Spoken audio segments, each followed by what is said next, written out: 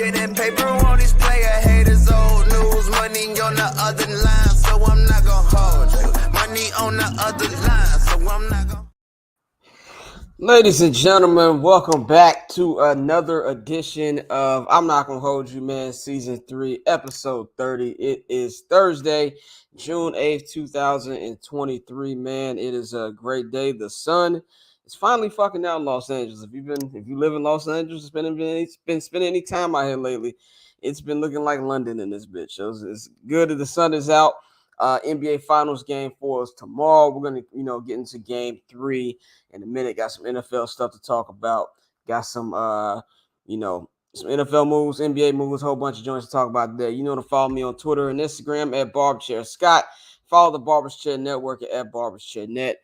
Of course, follow H&B Media, H&B Media TV on Twitter, and at H&B Media on Instagram, man. Subscribe to the Patreon. Patreon.com/Barbers Chair Network. Got a new episode of Summer Sessions up right now, man. So we appreciate everybody who subscribes, man. A lot of things going on. By the way, I have a White Sox jersey on right now, and no, I am not a believer, even though they have won 5 in a row, and they just won the first of a doubleheader against the Yankees tonight. I just happened to have this on, and I don't feel like changing. So, no, I am not falling for the bullshit. For anybody who's watching this on my Twitter timeline and says, "Oh, he's falling for it," I will not. I fucking refuse. I don't give a damn that they only 2.5 games out of first place. This is the worst division in baseball. This is like the AFC, not even the AFC. This is the NFC South of the Major League Baseball. All 4 or 5 of these teams be relegated. Like, they need to be out of there. So I am not falling for it. I just want to let y'all know I just conveniently had the jersey on. So anyway, we're going to get into our sound off, man, to start off today. For the first time in the history of this great show, in the 3 seasons and 2 years we've been doing this show, I'm going to talk about some golf. Yes, we're going to talk about a big acquisition that happened this week. The PGA Tour was bought by LIV Golf. Everybody who knows, even if you don't follow golf, I don't know shit about golf. I can name probably maybe 4 or 5 golfers: Tiger Woods, Arnold Palmer, Rory McIlroy. I don't know. I think that's why I lose my mind. Phil Mickelson. That's about it. But this is more about sports business. This is why I'm bringing this up. Everybody knows about everything that's been happening with the beef between LIV Golf and PGA Tour. With LIV Golf kind of doing the WCW Eric Bischoff thing, where offering golfers who on the PGA Tour shits of money just so they could come over and play for their league, play for their tour. And you know how we like to do. We like to say, well, if you go over there, you're not American because that's blood money and it's run by the Saudis and things like that. And it's always funny when America tries to accuse other countries and things like that of having blood money, like ours is clean and shit. But whatever. Been a whole bunch of back and forth going on. PGA saying this type of stuff is ruining the game of golf and a whole bunch of beefing. But we just really had an episode of Succession in real life. As the Gojo deal, as you saw in Succession with Lucas Madsen buying Waystar Royco, happens here. It's the same damn thing here, as these two have announced it's going to be a merger. LIV Golf is buying the PGA Tour, and they will become one big league. There's a lot of golfers upset about this because they found out the same way me and you found out, through fucking Twitter. And there's been a whole bunch of things going on here, and it's really just, at the end of the day, money talks. I think this is going to be something that we're going to see happen in a couple leagues. I wouldn't be shocked if we see a lot of, some Saudi money coming in, buying some NBA teams, maybe some Major League Baseball teams. I don't know what's going to happen with the NFL yet, because the NFL is the good old boys club. You got to damn near be, you got to be voted in by all the owners. You got to have everything just to even get a team in the NFL. So I don't know if it's going to happen there, but this is a trend in sports that I think people need to pay attention to, man. Even if you're not a golf fan, I don't give 2 shits about golf. And the funny thing is, I think I was an okay golfer in high school when I would go golf a couple times with my dad and his friends. I think I was okay. Maybe I wasn't, but I think I remember myself being decent. But I don't really watch the damn sport. But this is something to me where if you're interested in sports business or, things that are going on in this type of industry, this is a very important thing. And this really tells you that There's no reason for you to be a company man. There's a couple of these guys who on the tour, even guys like Tiger Woods, who passed up on hundreds of millions of dollars to play for this other team. Now, Tiger's gonna be all right. Tiger's got more money than a lot of motherfuckers on earth. Tiger will be all right, but a lot of other golfers out there got to be, pissed off, as we've been seeing, and the reaction has been pretty much angry. But the thing right here is just money talks, and I think this is just how the future of sports is going to go, man. I wouldn't be shocked if we see this in other leagues, man. So I'm not going to hold you. History was just made of us talking golf on this show. But let's get into what you guys tune in into the show to listen and watch about the NBA and, of course, the National Football League. We are in the NBA Finals. Game 3 was last night in Miami. The Denver Nuggets won 109-94. And honestly, the game wasn't as close as that score shows. That's because they're playing with their food the last couple minutes. They let it get a little closer than it need to be. Nikola Jokic, man. I've run out of words to describe this dude at this point. 32 points, 21 rebounds, 10 assists. His partner in crime, Jamal Murray, 34 points, 10 rebounds, 10 assists. They become the first duo in NBA history, no matter regular season or postseason, with two 30-point triple-doubles in the same game. Salute to both of those guys. And Nikola Jokic is just even more prestigious, company. If you look at the list of people who have had a 30-20-10 game in the NBA postseason, the list goes as follows. 1967, Wilt Chamberlain when he was with the Philadelphia 76ers in the Eastern Conference semifinals. 1970, Kareem Abdul-Jabbar when he was with the Milwaukee Bucks in the Eastern Conference finals. This is where it gets crazy. 2021, Nikola Jokic in the Western Conference semifinals. 2023, Nikola Jokic in the Western Conference Finals. 2023, Nikola Jokic in the NBA Finals. Nikola Jokic is one of 3 guys on this list, and he has done it 3 fucking times, twice in this postseason.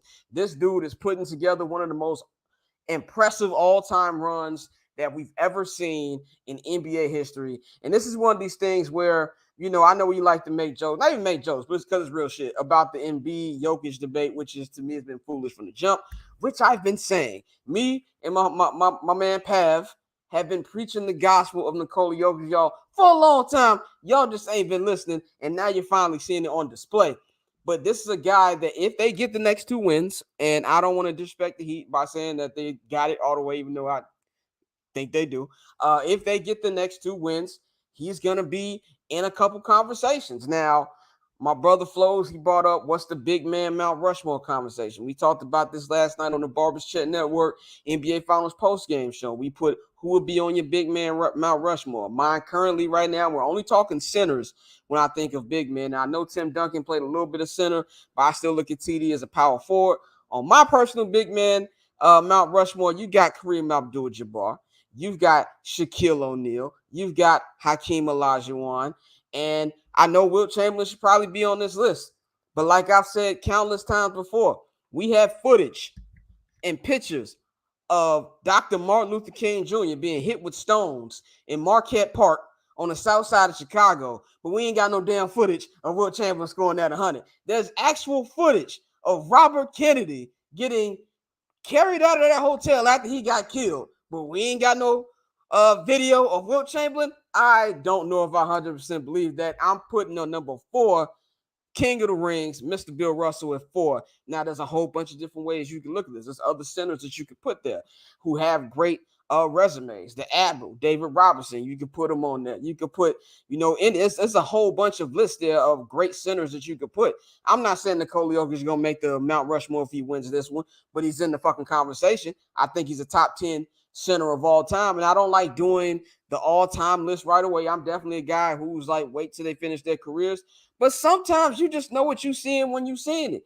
It didn't take you to 2012 when LeBron won a championship for you to know that he was going to be an all-time great. It didn't take you that damn long. Some things you just see. And he's been doing this shit consistently. Back-to-back MVPs. This guy should have probably been the MVP this year. And just to have the dominant postseason that he's been having, and what makes him such a great player is he can affect the game without scoring. but he still scores the way he does. And I'm going to talk about the Heat in a minute. I talked about Bam and praying for him going to the finals. Bam has done everything he possibly could, and it just hasn't fucking mattered. So I think if they get these next 2 games, he's going to get in some real historic conversation. And this is going to be, if we talk about big men runs, this is the most impressive postseason I've seen from a big man since 2003 Tim Duncan. Like that's probably the last time I remember a guy being this dominant. Now, obviously, TD is better defensively, obviously, but the guy's just been taking over everything, and it's just been incredible to watch, man. And just named Jamal Murray. Jamal Murray had a great game, triple-double. I know some of y'all getting petty when he had that last rebound, 8 seconds left. Who gives a fuck? He got it. And then we have Christian Braun pulling out a little mini Austin Reeves performance, went 7 of 8 from the field, had 15 points, 4 rebounds, was actually giving it to Jimmy Butler on multiple possessions, man. This is just a complete team that we see right now with the Denver Nuggets. Is they're rolling, they're hitting on all cylinders. Game 1, they came out, beat the hell out of the Heat. Game 2, they did. I feel like they took their foot off the gas a little bit. That's not to take anything from the Heat, because the Heat played a great game. But it just is what it is. Like, I feel like they kind of let down their guard a little bit. And also they were due for a loss. They came into that game winning, I think it was 7 in a row, 7 row games coming at. It was meant to actually happen. But now we go to the Miami Heat side of things, man. This series is not over. Even though the Denver Nuggets did snatch the home court advantage back, as we saw, they have proven that they can win on the road. They have now lost 3 home games in a row, which is troubling sign. And I got to give it to the Miami crowd, man. They were actually loud until, they started getting the brakes beat off of them. And last night I ordered some Wingstop. And I remember the itis hit me somewhere in the third quarter. It was like a 5-6 point game. And I woke up and these dudes was getting drummed. And I was like, oh, what the fuck? So I don't really know what part of the game it got dark. I just know it got dark. And when it wasn't dark, the Miami Heat crowd was very great. So I got to give it to those fans. We always make fun of them like we make fun of Laker fans where they come in too late. If you've been to Los Angeles or if you've been to Miami, Florida, there's other shit to do. So I'm pretty sure making a basketball game isn't number 1 on your list. But the fans were there from the start, and they gave a lot of good energy to the Heat. The Heat just couldn't do it. And I think the thing with the Heat is I don't believe in moral victories for the most part, especially a team that, they're not the usual AC. They were Jimmy missed 3 away from being in the NBA Finals last year. But this run that they've had, I think this is a no-lose situation. I mean, obviously lose the NBA Finals, but nobody expects you to be here. And it just kind of feels like they're running on fumes. Jimmy's ankle looks absolutely cooked. You got to just give him credit just for fighting through that shit since he sprained it in the Knicks series. But he had a good game as much as he could. But even Jimmy, 28 points on 24 shots. That's the most aggressive we've seen him in a while. And it just didn't matter. Like I just mentioned, Bam Adebayo had a great game. 22 points, 17 rebounds. He's playing the best defense that you possibly can play on Jokic. But it just doesn't fucking matter when you play that dude. But here's where you lose the game if you're the Miami Heat. You have to play perfect basketball to give yourself even a chance in this series just because of how good the Denver Nuggets are. You can't have 20 combined points between Gabe Vincent, Max Strus, and Caleb Martin. That type of shit can't happen. They got to have the games they had in game 2 to even give yourselves a shot, to give yourself a chance. And I think the same thing that was in game 1. I don't think that these were bad shot attempts. They were just missing. I do think there were some questionable calls. Tony Brothers putting up a classic Tony Brothers performance. There was a couple shaky calls on Caleb Martin, a couple shaky ones on Gabe Vincent for sure. And it kind of got them out the rhythm of the game. Now, I don't like to blame refs for wins and losses. There's very few occasions where a ref actually influences the outcome of a game. But you really can't blame me here if you're a Miami Heat fan. Even though there were some bad calls, you got your ass beat the way you got your ass beat. That just really is what it is. And I just think that it's inevitable at this point. There's ways that they can make it competitive. I just don't see how, they beat them 3 more times. I just don't see it. I wouldn't be shocked if they win tomorrow, tie the series up 2-2. But it's just going to take a lot, man. And I just don't think they have it. And I just think they're the better team. When we did our Balled On Live NBA playoff preview, we had Pav on the show. I really, really, really wanted to take the Denver Nuggets. I took the the coward way out and took the Milwaukee Bucks. But I really wanted to take the Nuggets because I felt like they were really going to come into this postseason, more engaged because they had their team fully healthy for the first time in a couple of years. And, they took care of Minnesota, probably could have swept them. But I really like the way they responded in the semifinals against the Suns. When they blew the Suns out the first 2 games, had easy 2 games, looked like it was going to be a sweep. Suns went out there, had ridiculous shooting by Devin Booker, by Kevin Durant, and also Landry Shamet having a crazy game 4, I think it was. And for them to bounce back the way they bounced back with a big game 5 winning home and then just absolutely waxing the floor with them in game 6 in Phoenix, and then just taking it to the Lakers 4 games straight, it was just like, this is just the better team. There comes a time in every season or every postseason where you know who the better team is. And I think that's just who they are. And I don't think there's anything Miami can do about it unless somebody kidnaps Joker, which obviously I don't know who kidnapping that big-ass motherfucker, especially with his brothers around. But, the Heat, man, they're looking down the barrel of a 9 right now, man. It's not looking too good for Jimmy Buckets and the crew. But if there's one thing we've learned about the Heat this playoffs is that you can't 100% count them out. So we'll see how this goes, but it looks like a very, very hard task for the Heat to accomplish, man. Let's go on to more NBA news, man. We're talking about Clifford Paul, in whichever way you want to, bring him up or whichever you want to call him. I call him No Ring CP3. And by the way, I thought it was fucking hilarious when that story came out that that little boy and kid was in his kid's class and watched their daddy ain't got no ring. First of all, children are cruel. I always say this: if you can get out of grammar school with your self-esteem intact, that's half the battle. Kids are ridiculous.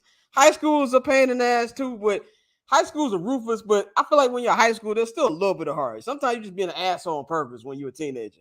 But kids, they don't give a fuck. If you really want to know the honest truth about anything, ask a child. So that's pretty much what you got from that kid in Chris Paul's daughter's class. But Chris Paul hasn't been officially cut yet. But Chris Haynes of TNT as a Turner has said that they are considering waiving Chris Paul. Now, kind of got brought back a little bit. Woj, also Bobby Marks, Brian Windhorst have also reported that the Suns still have different options on the table, that they're shopping Chris Paul to see if they can get something for him before they actually decide to release him or not. They have up to June 28th to decide what they want to do. And they're also putting DeAndre Ayton on the market. Like I said, I think this is going to be one of the most busy NBA off seasons of all time from the trade market, because the free agency list isn't nothing to run home about. But this is going to be a crazy trade market because of everybody trying to get their team, their cap situation ready before the new CBA hits. And this is something I'm not shocked. I think I said this on the podcast, a couple weeks ago. He has no more guaranteed money left. So it wasn't a shocker. To me, this is a great move by Phoenix, because we know Kevin Durant fully runs the organization now, as you probably should be when you're the best player on the team. But it's clearly he runs the organization, and you have a new owner who has a lot of money he's ready to spend, and he's ready for his vision for the team, as you see with him firing Monty Williams. And they just hired Frank Vogel, which I don't really have a problem with the coach hiring Frank Vogel, because I think Frank Vogel is a solid coach, and I feel like he was blamed in Los Angeles for shit that was really the blood on Rob Pelinka's hand and not him. But I don't understand why he keeps taking jobs as a defensive-minded coach with niggas who can't defend. So that's a little questionable to me. But I don't know. Maybe they'll add some stuff in free agency, once they get Chris Paul off the books. And you can get something from DeAndre Ayton. DeAndre Ayton is still very, very young. There'll be some team out there who will at least give you 2 players that you can put into your rotation right away. And I think it's a perfect situation for the Suns. And also, even if you're Chris Paul, now I don't really know if Chris Paul moves the needle. Obviously, he can't really defend anymore because of his age. He's slow. That was a big problem in the games he did play in the Denver series, not being able to roll with the pace of the Denver Nuggets. And kind of why the Suns got back in the series was after CP3 got hurt, because they were able to move up the court faster. But the biggest thing here is, even when his defense wasn't the best for the last couple years, he could always hit that mid-range. That mid-range ain't really hitting. Now, if he does get released and there's no trade that happens, everybody's going to bring up the Lakers. Obviously, of course, the 2 teams been brought up has been the Los Angeles Clippers, the Los Angeles Lakers. I kind of don't really think they help either like that. Like, the Clippers is like, okay, until PG and Kawhi stay healthy for the entire season, I don't give a damn who you put over there. And with the Lakers too, I feel like if I'm the Lakers, you don't tinker too much with that. Like, they had a great season the way they ended it. They got to the West Conference Finals. A lot of people didn't think they were going to get there. You don't really have to add too much to me. Like, I really would preach continuity. Now, I'm not saying if you can get Chris Paul for a reasonable deal that you don't get him. Like, I think Chris Paul is a vet and knows how to play his position. And I think he would be really good in pick and rolls with Anthony Davis. But I don't really think that's something that takes them over the top. Like, I don't think that Chris Paul at this particular point in his career is a guy that takes you over the top. But he's definitely going to have some options. He's definitely going to go to a championship contender. Milwaukee wouldn't shock me one bit either, if that happened. But I don't think he's going to get traded, by the way, because we have situations like this, kind of like in the NFL with DeAndre Hopkins. When the team knows that you're probably going to release him, why would I trade any assets for him? Especially a guy who's at the end of his career like Chris Paul. So I think he will get released. Now, they all said they could bring him back at a lower price. That's also an option that Brian Windhorst brought up. So I don't think that's going to happen either. I do think he's going to hit the market. And if I had to bet, it probably will be one of the LA teams just because him playing in Los Angeles for as long as he did with the Clippers. He likes the area. His kids familiar, his family's familiar with the area. And I think he still has a house out here. So that wouldn't shock me whatsoever either. But I think this is more of a better situation for the Suns more than anything. Is now they're going to be able to really craft that team the way they want to and build around Kevin Durant and Devin Booker. So that's something I feel like is going to be one of the many, many things that are going to happen this offseason, man. We're going to pivot to football, man, and wrap this one up. Like I said, we're towards the end of the season, man. We don't have too much stuff to go on. This is actually the second to last episode. The season finale will be the next episode will be the season finale. So not too much to go on. So we're gonna talk about a little bit of NFL, man. We're gonna talk about the beloved, the Chicago Bears. We are getting ready for season 9 of the 79th and Hallis podcast, man. We appreciate everybody who has supported us these last 8 seasons. We've been doing this podcast since 2015. So Barbers Chair Network, me and my brother Flows, we getting ready to cover my second training camp. Actually, his second training camp too, because the year before they didn't have training camp for media because of COVID and things like that. So we're getting ready for that. I've never seen this much hype over a 3-win team ever in my fucking life. And I think it's warranted because we know the exciting quarterback that we have in Justin Fields and his potential. Now, Justin still has to go over there and make the throws and things like that, but he finally has a good receiving core that he can actually go out there and execute with. I was at damn near every game last year, and no disrespect to these players, but he was throwing to non-NFL caliber wide receivers, and for him to do the stuff that he was able, for him to throw 17 touchdowns with the dudes he was throwing with, is a fucking miracle. So I think there's a lot of excitement for that. We've been hearing a lot of good news in OTAs. Now, I stress the Bears fans, everybody looks good in June. OTA hype don't really do shit for me. I have been a Bears fan damn near all of my life, and I would not set myself up for the okie doke once again. I think that's one of the many joys that being in the media has brought me is I'm not the super unrealistic fan that I used to be. So, but that having said that, I have zero concerns about Justin. I think Justin's going to kill it. I think he's going to have a great year, and I think the Bears will be in contention for that wild card spot, at least to get a 7th seed. I don't know if they're going to get it, but I think the NFC North is up for grabs. So it's going to be a real exciting season. There's a lot of fans excited about that. We're looking forward to getting y'all through another season with 79th and Hallis, man. So looking forward to that. But the news that everybody's been looking for is what's going on with the stadium. When is everything going to happen with Arlington Park? Especially with the Bears officially beginning demolition on the Arlington Park racetrack. What's going on? Everything seemed to be moving according to schedule. Then we got a timeout this week from the Chicago Tribune. It was announced that the Bears in the city of Arlington Heights have come to, I guess like a little roadblock, I guess you want to call it, because, how they said the plans are at risk, basically because, like all Illinois politicians like to do, they're being shady and are trying to overtax the Bears and property taxes before they even break ground. And from what I have researched, little to zero major sports teams out of all 4 major American sports pay for the property taxes they're trying to get the Bears to pay. So they brought in Kevin Warren. Obviously, Kevin Warren, a new president and CEO of the Chicago Bears. He was brought here specifically to head this stadium project. He's part of the people who built the U.S. Bank Stadium for the Vikings over there in Minneapolis. So this is something he is now in the negotiation phases. As now he says that they are not 100% set on Arlington Heights anymore, and they will be looking for other suitors. They met with politicians in Naperville, and this new one just came out as Kevin Warren just met with new Chicago Mayor Brandon Johnson yesterday, and the Bears and the mayor put out a joint statement that they are looking at options. Now, the Soldier Field thing is not going to happen. They are going to leave Soldier Field no matter what, no matter if they stay in Arlington Heights, whether they go to Naperville, or whether they find some other spot in Chicago. Now, where they going to find this land in Chicago? I have no fucking idea. But this is really interesting to me as somebody I look into a lot of negotiations. I negotiate stuff myself. This is a negotiation play to me. Now, I do think that this is going to be a staring contest between the Bears and Arlington Heights, and I don't think that Arlington Heights is going to be willing to back down from their stance anytime soon.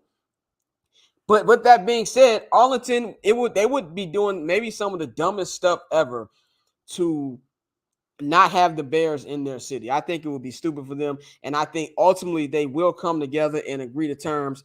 But this is just the beginning of a negotiation. Now, if you know anything about Chicago Bears fans, panic is their last name. Bears fans are panicking about it. Me personally, I don't give a fuck where the stadium's at.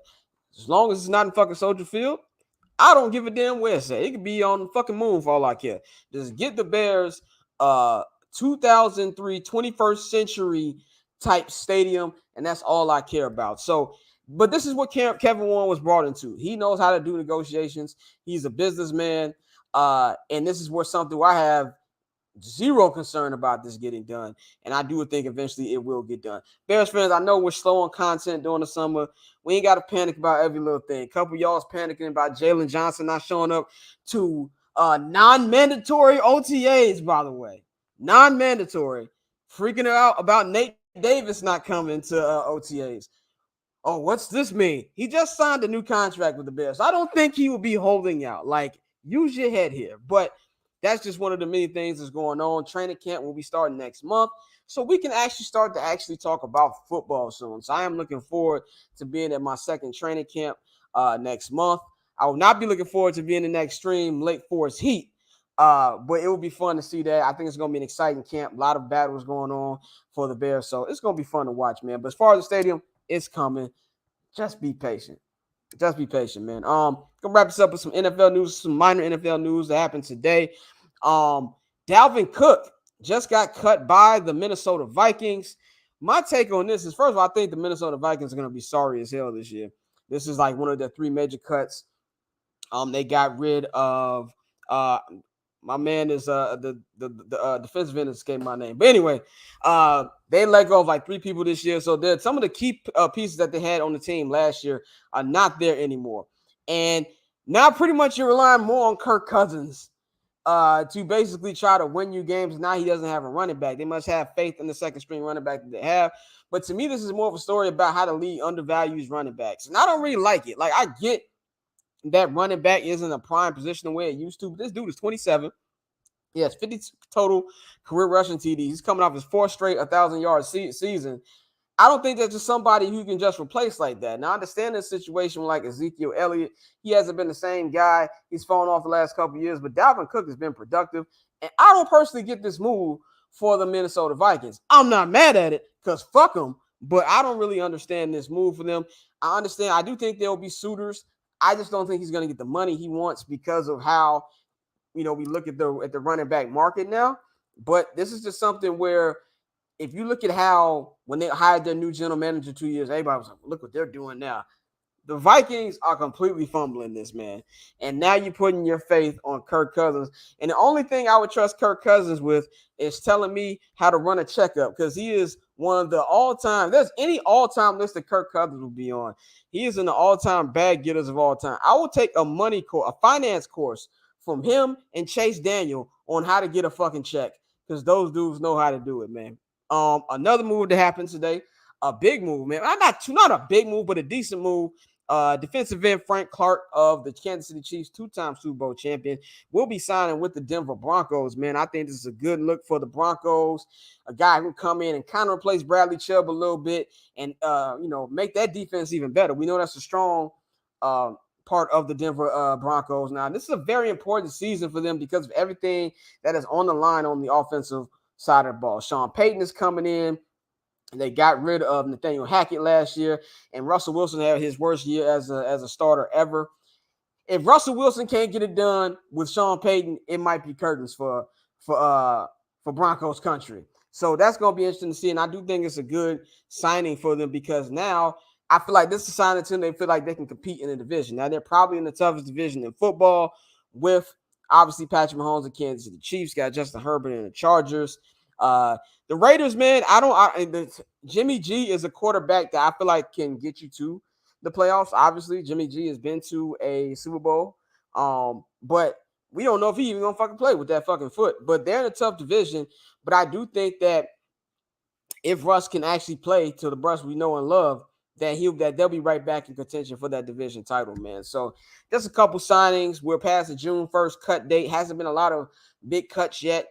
We have a lot of teams waiting in the wing for some of these defensive ends, for the market to, come together. One of those teams being the Bears, because if the Bears come into the season with the pass rush they got right now, pass rush going to be booty. Now, I think the Bears have one of the best secondaries in the NFC, but it ain't going to matter if you can't get to the fucking quarterback. So that's going to be interesting to see. There's a couple good names out there on the market. So I know the Bears and a couple other teams be looking to see how all this shakes up. But I do expect some movement in the next couple weeks because, like I said, training camp is only 7 weeks away. That'll be here tomorrow. So just a little bit of NFL news, man. And we're going to wrap this up with my Goofy Mog of the week.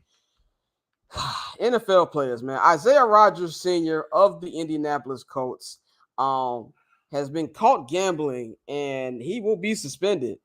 We don't know the exact number of games yet, but I'm expecting it's going to be a long one, especially since we have guys like Jameson Williams in Detroit who just got suspended 6 games for gambling. And I don't think I can put this any more basic than the way I'm going to say it. Stop fucking gambling. Like, look, we can sit up here and talk about whether or not players should be able to vote or not.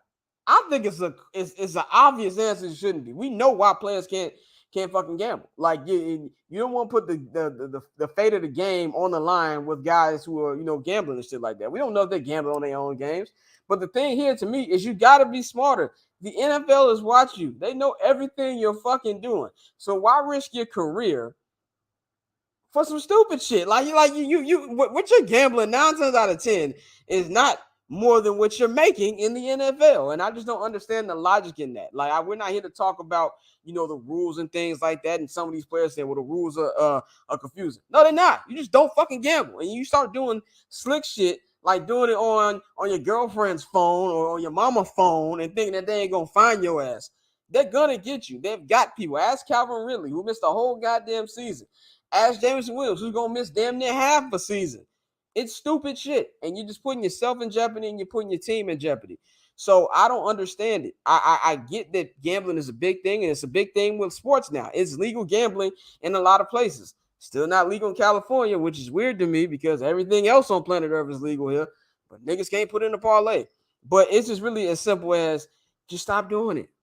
It just doesn't make any sense to me. Just stop fucking doing it, and then you won't be costing yourself more money than you would probably even lose in parlays and lose yourself more opportunities because eventually Goodell's going to really put the hammer and kick one of y'all out the league, period, if this shit keeps going on. Pat McAfee said on his show, they go to these rookie symposiums and they tell them, don't be fucking Pete Rose. It's just that damn simple, man. So cut the shit and just you can live without putting a parlay together, man. You're fucking rich. You'll be fine. That is my Goofy Mog for this week. That is all I got for y'all this week, man. I appreciate y'all tuning in. I appreciate y'all tuning in the last 30 weeks, man. We have had, it's been this is the longest season of the show we've had. So next week will be our season finale.